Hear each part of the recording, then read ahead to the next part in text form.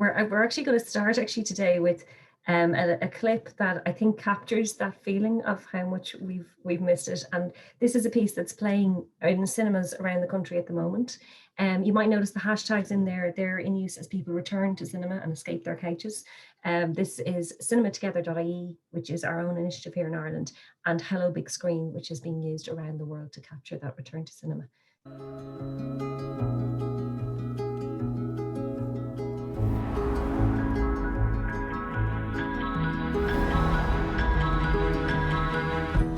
Road to Monday, something's not the same. Blank head, cross ties, sweep the floor. Feel your presence, in your absence, shut the door.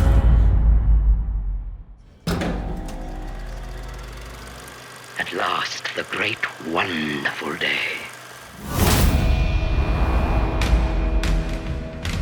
I'm ready if you are.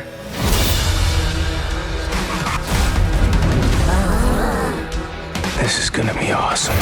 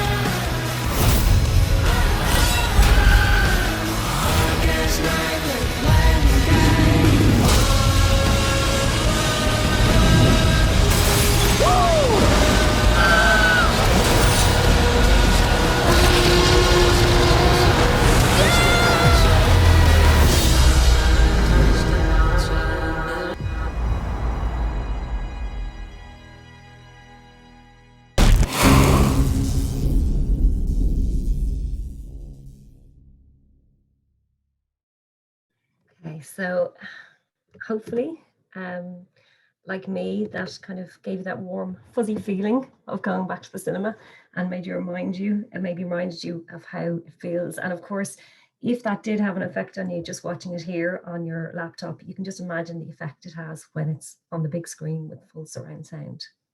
So just to take us through what we're going to be talking about today. So this is our agenda. We're going to talk about some research, sentiment research that we've done. We're going to look at why cinema is so important. And then some people may be not as familiar with how cinema works. So we've got some of the questions that we come against an awful lot of the time about how cinema works. Paula, our senior agency sales manager, is going to take us through the brilliant slate that we have coming up. And then we're going to have a quick look at how cinema can be used as a launch medium, targeting in cinema, and what's new for the year ahead. So starting off with cinema views. So as most of us know, Irish people really love going to the movies. But with such a prolonged lockdown, we did wonder whether the long distance love would survive or whether we'd simply get out of the habit of a regular trip to our local multiplex. So we carried out cinema view sentiment research in 3 waves, June and October of last year, and then just in May and June of this year. And this is the research from the final wave, the recent wave. And what we did was we did an online survey, promotionalentertainment.ie. In this wave alone, we got over 1,000 respondents. And even though we didn't have any stipulations about the audience or the respondent profile, we did end up with 52% 25 to 44-year-olds, and 60% female. And we were delighted to see that cinema came in as #1 in terms of the thing that we're most looking forward to once restrictions are lifted. This has been echoed by lots of other research studies, both here and abroad, including Kantar research that has consistently seen that cinema is listed as one of the top missed pastimes. So in terms of getting back to the big screen, people are pretty eager. 95% of us are interested or very interested in going to the cinema, with only 1.5% of us not so keen. In terms of frequency, 72% plan to go at least once a month or more, and 38% of us actually say that we'll go more frequently than before COVID. So when we look then at people who've returned, 46% of them returned during the cinema during the times when cinemas were able to open during previous reopening areas. And then a quarter of us went on multiple occasions during last year. But what's interesting is the people who didn't get to go back yet, 30% of them are planning to go immediately in June, and 65% will have returned by early August. So it appears that although streaming films and box sets really saved our sanity during lockdown, we've kind of had enough of that now, and we really want to get back to the magic of cinema. Cinematogether.ie is a website that we set up during the first lockdown. It's designed as a hub for people who love cinema to keep in touch with what's happening, competitions, and also about information about reopenings in cinema, restrictions and things like that. So one question we asked people on the website was when they planned to return, and we were overwhelmed with the positive responses we received. After a year of lockdown, it's clear that we really miss that collective experience of sitting in a cinema together.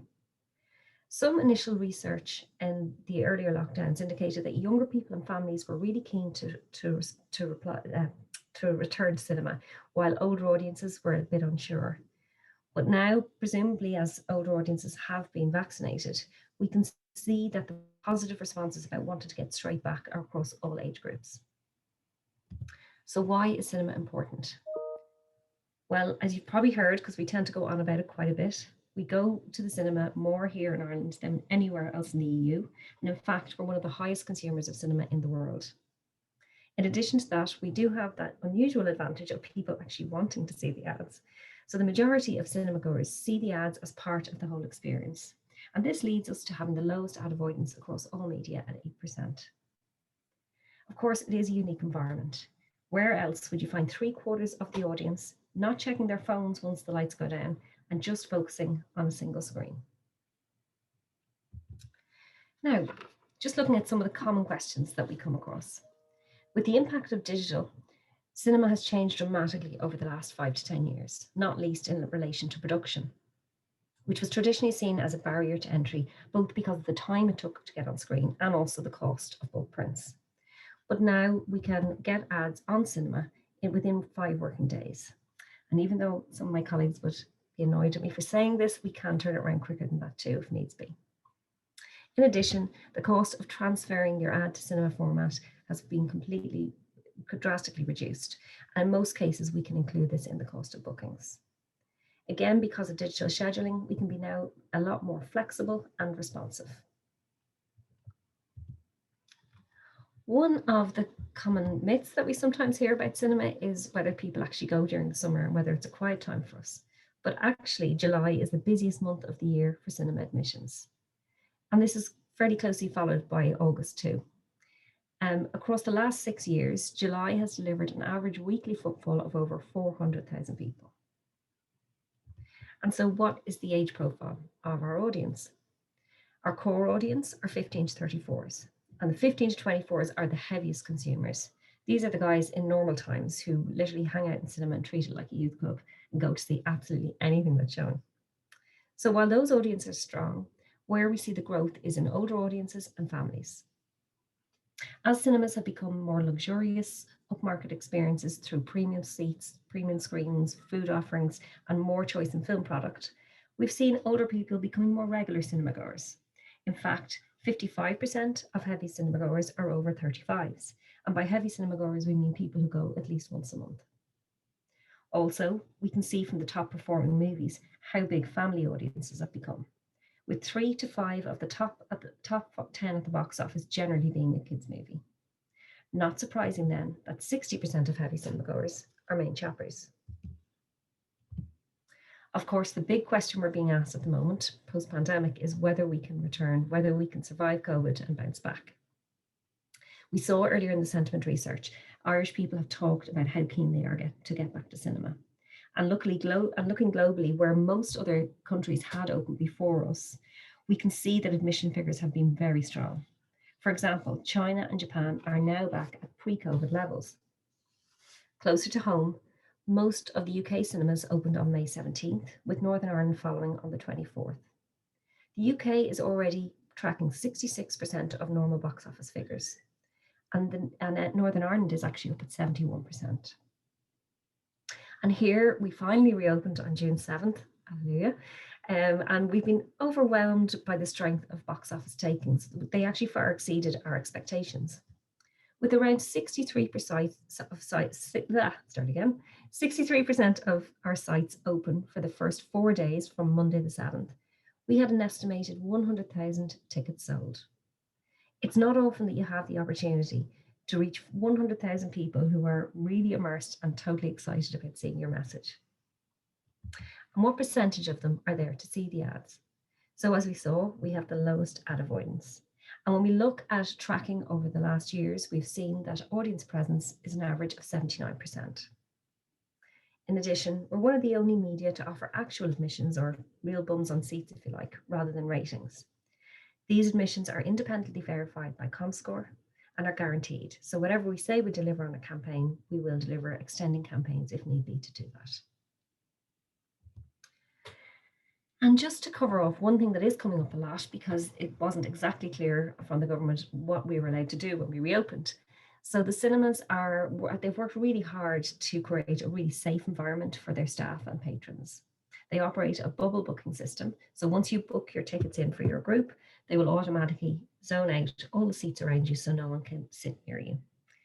We do have 2-meter distancing rules in place and also a maximum of 50 people per screen. So hopefully that will extend to 100 pretty soon.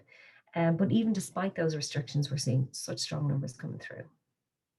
We were one of the countries that we closed earlier and opened later in terms of cinema compared to a lot of places around the world. In fact, in many countries, they didn't actually close cinemas at all because they recognized how it could be a structured, safe environment. And despite all of that, we've had no cases of COVID-19 linked to cinema worldwide. Also, when Irish cinema goers who did return to cinema during the reopenings were asked whether they felt happy with their experience, 99% of them said they were. Now, over the years, we've heard so much about how cinema is going to be killed off, whether it was by colour TV, video, Blu-ray, piracy, home cinema, and now streaming. However, our love of cinema has endured all of these challenges. And the impact of COVID has really made us realise that we love the big screen and that sitting at home streaming a movie just isn't quite the same. As we saw from the Enders Analysis recent study, while streaming of movies definitely made sense as a temporary measure during the pandemic, it just doesn't stack up financially for filmmakers to release solely on streaming, particularly for those expensive blockbusters.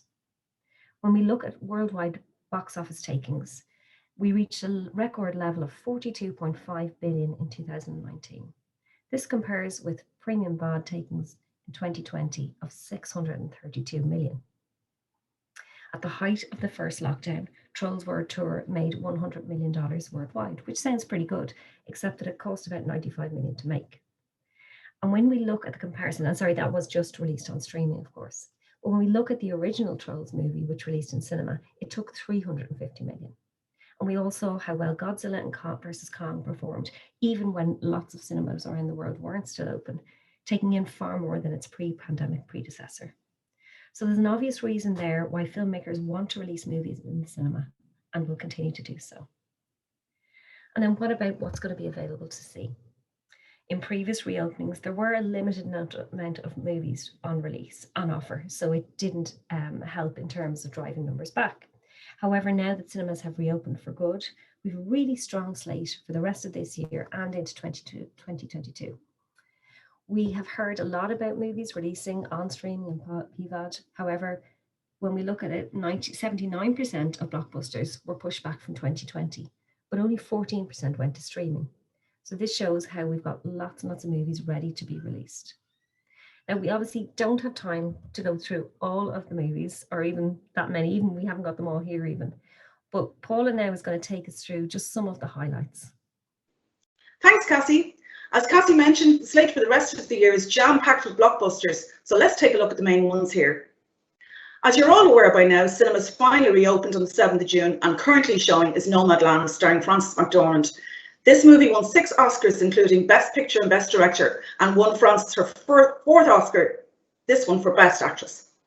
Also showing at the moment is Peter Rabbit 2.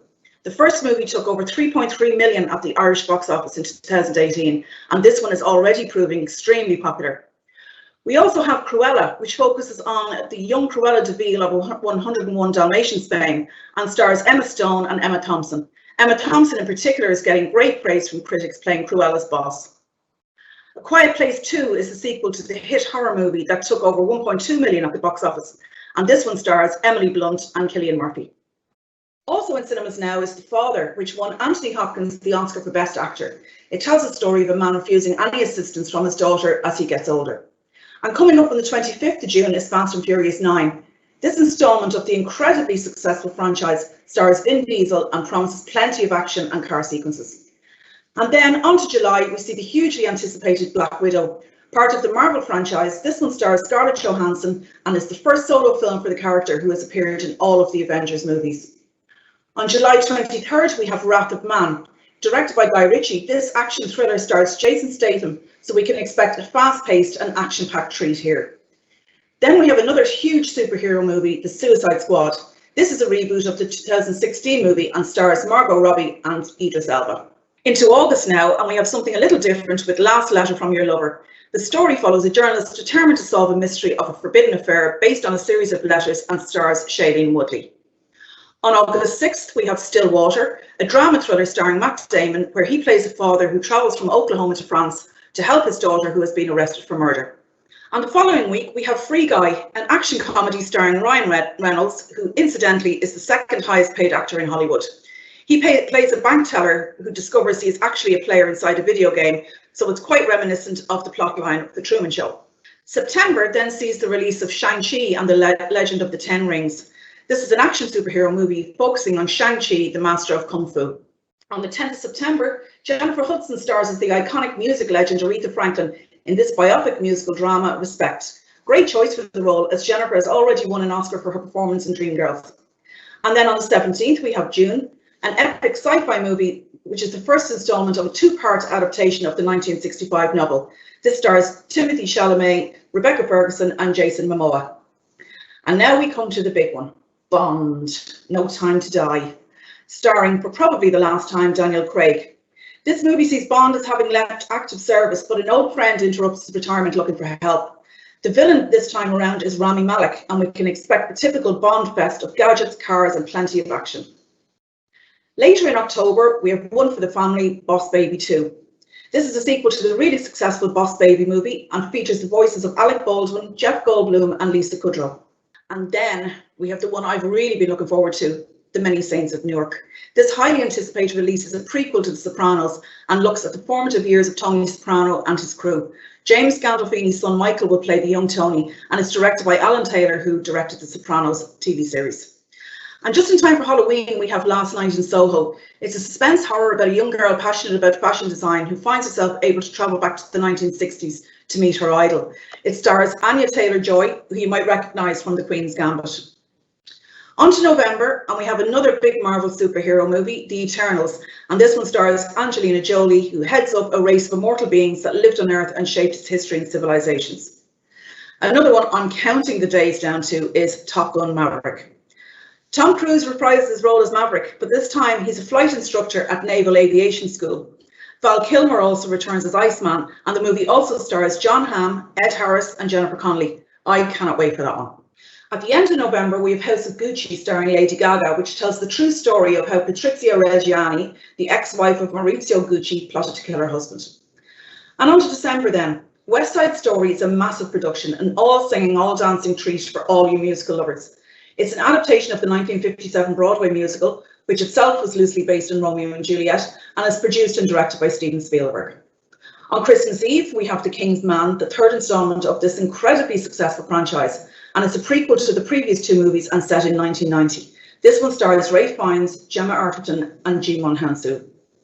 And also on Christmas Eve, we have The Matrix 4, the eagerly awaited fourth installment, which stars Keanu Reeves and Carrie-Anne Moss. So, as you can see, and this is just a small flavour of what's to come between now and year end, there are some huge movies coming our way, and there really is something there for everyone. And before I go, I think we just have time for a sneak peek of what we can look forward to next year. The Batman in March with Colin Farrell playing the Penguin, Mission Impossible 7 in May, Minions 2 in July, and Avatar 2 in December. And on that note, I'd like to thank you all for your attention, and I'll hand you back to Cassie. Thank you. As we can see there, plenty to look forward to. And these are just some of the highlights. There's more movie information available on our website in our film guide on wideeyemedia.com. So, why is cinema essential to your media plan? For a start, cinema adds unique reach to your AV campaign. 78% of light TV viewers are cinema goers. And these people, in normal times, are busy, active people out and about doing things who are more likely to be innovators and brand champions. So they really are key to including in your targeting.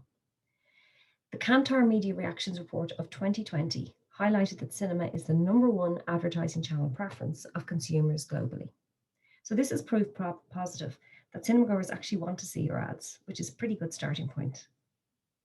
Furthermore, in a recent article by Emma Hargreaves, head of customer success even at Kantar Media, made the case for why why advertisers should flock back to cinema advertising.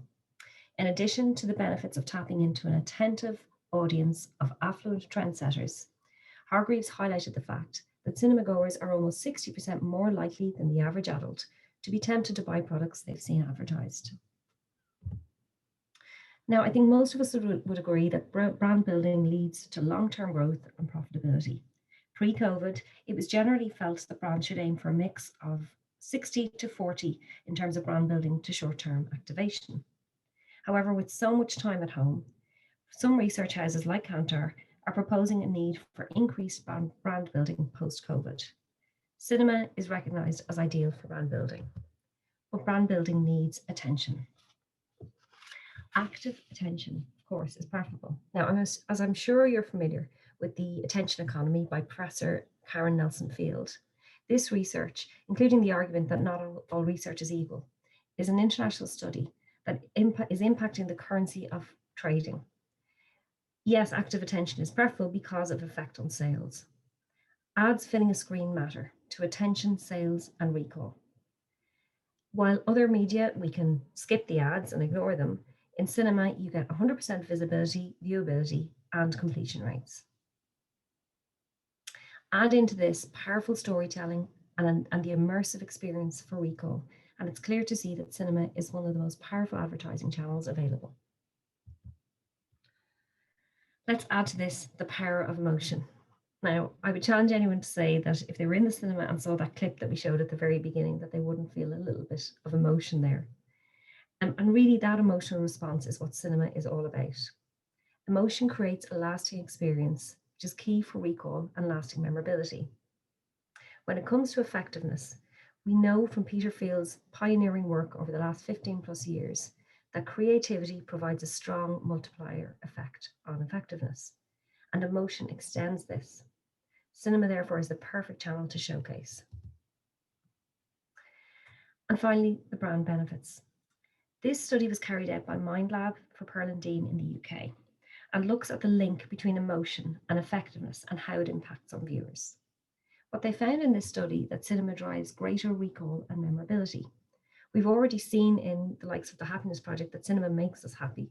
So it's probably not surprising then that we get a more positive feeling towards advertised brands on cinema. Because of the trust we feel in cinema as a medium, we have enhanced brand perceptions across quality, premium, and relevance, and also a greater uplift in brand preference. And this really just shows how much more effective cinema was in this case in driving spontaneous recall, positivity, and shifting brand preference. Next up, we're going to talk about launching on cinema. And before I talk about this, Gus, if you could just play the ad there for the INAR. I was driving with my daughter. The person in the car next to us did a slit-eye face to her. He said, "For you as a white woman adopting a black baby, you must be very kind." People would say that the N-word is not a big deal, it's just a word. And she starts shouting. She wants to speak with somebody that can speak English. And he said, "Go back to your country, you fucking whore." A group of boys just shouted at me. And I asked my friend, "Did you just hear that?" And she goes, "No, I didn't hear anything." He was making threatening gestures to slit my throat. He just looked at me and spit on my face. What was I supposed to do? I would love for there to be an app that reports racism.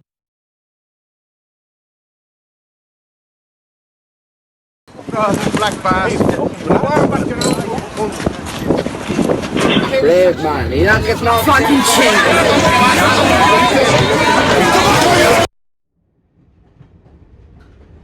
Fuck off, bacteria. Fuck off.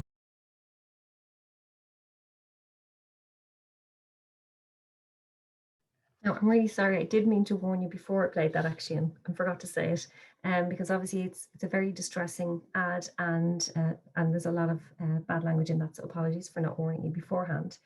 But as you can see, it was a really, really impactful, amazing ad that, as I say, was launched on cinema. This creative was actually a winner in the Cannes Young Lions competition, and we were very proud to sponsor that and to run the campaign on cinema for 6 weeks from Jan 2020. This was in conjunction with the launch of the iReport.ie app, and obviously getting awareness out there was really crucial. Because of the nature of the ad, we showed it only in certain movies with 15 A certs and above.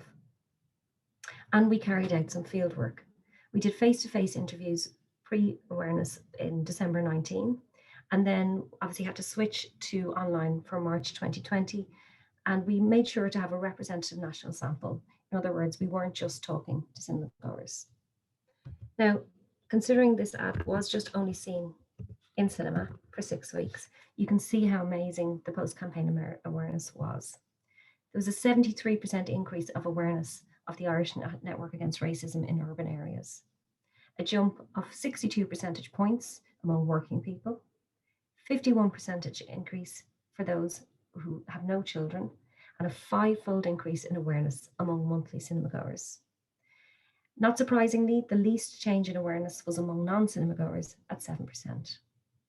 And in addition to that, 93% of respondents said that the ad would encourage them to report a racist incident in the future. So really this shows the effect this campaign had by launching in cinema on awareness and influencing behaviour. Now, cinema is often seen as a support medium for TV, and they work so fantastically together. And generally our campaigns follow after the TV start date. But there is the argument there for launching first in cinema. And NCM in the States, in association with Met Experience, wanted to carry out a study into this on the effect of launching first on cinema. By using real-time experience tracking through mobile devices, they were able to see how people reacted to cinema, TV, online, and other touch points as they experienced them in everyday life. They discovered that seeing an ad in the cinema first had a positive halo effect on seeing the ad subsequently on other media, amplifying the rest of the campaign. Mesh showed that engaging first with the brand's messaging in cinema could actually boost positivity on other media by up to 31%. One of the advantages of cinema is that we can use many different ways to reach your target, targeting by audience, by film, and by region. If we take a look at 15 to 24 as an example, 88% of them are cinema goers, with a third going at least once a month. In addition, most of them are light TV viewers, and half of them use ad blockers. This is a really elusive audience, and they can be tapped into very effectively using the likes of our teen package, early adopters package, and buying specific films. Then 25 pluses. They make up 55% of our total admissions, 74% of them going to the cinema. These can be reached using the awards package in Oscar season and with our Premier Plus package throughout the rest of the year.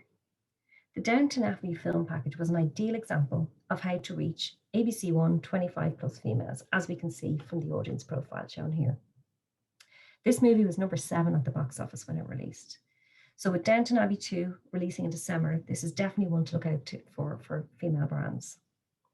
And of course, I've spoken already about how much families love the cinema. 96% of 7 to 14s go, and 45% of them are there at least once a month. Of course, they're generally there with a parent. So this offers a unique mutual viewing experience, which you can tap into using our family package. Peter Rabbit 2 is currently really driving the box office. And it's not surprising, considering the first installment was seen by 39% of 7 to 14s just at the cinema. And of course, cinema allows you to target local areas, right down to the specific cinema. National advertisers can add a local sting to their messaging to highlight local dealers or retailers or offers. The Department of Justice, CUS campaign used cinema to great effect to highlight domestic violence in a collaboration with Wide-Eye Outdoors' digital out-of-home network. We created a disruptive cinema-specific ad for this campaign, one that made it look like the projection equipment had broken down, and which led to silence and then asking the audience the question, well, what would you do? This was the theme of their campaign, asking people what they would do if they thought someone was at risk of domestic violence and encouraging them to use a helpline. So it tied in very nicely. The campaign was made even more relevant to local audiences by including the numbers of people affected by domestic violence in their own county. These specific stats were also used on CineDs and Social Ds on the out-of-home panels. So really bringing home the message and making it feel personal to them. We can, of course, connect with people in other ways too, going beyond screen to make an even more immersive experience for cinema goers. We can do everything from sampling to tickets, to ticket promotions, to foyer promotions, events, gaming opportunities, and even live sports screenings. We have and can often team up with our colleagues in Packed House through Entertainment.ie and Family Friendly HQ to recruit and promote these events. Sponsorship opportunities can include things like the Kids Club and parent and baby screenings, as per these examples. While the sponsor has the opportunity here to connect with their target audience in the cinema foyer, the brand is also included on all mentions of the events and the sponsorship in things like the cinema's websites, their newsletters, social media listings, amplifying the sponsorship further. So what's new for this year? Well, expect to see more sponsorship opportunities available, including a media first, which is the opportunity to brand the Wide-Eye Sting for the first time ever. This is part of our Return to Cinema sponsorship opportunity, which is now available. So let us know if you want to find out more about that. As gaming becomes ever more popular, we'll be developing more opportunities in this area. I mean, where better to play your favorite game on the mother of all screens? There will be more ticketing and competitions in this area available as well. And throughout the year, we'll be working very closely in collaborations with our partners in Wide-Eye Outdoor and Packed House. These opportunities to target cross communities will allow brands to be involved with all touch points on the consumer journey to the cinema, right from the beginning of researching their movie choice sitting on the couch to screen and back again. Needless to say, this will help develop lots more useful information about our audiences. So watch this space for the year ahead, as it's a very exciting time to get involved in cinema. I'll just give you one reminder now, don't forget that the chat is still open. So do tell us what you love about cinema for a chance to win some tickets. And to finish off, we wanted to give you a little taste of what to look forward to on screen. So we're going to play a little montage of some trailers. Thank you.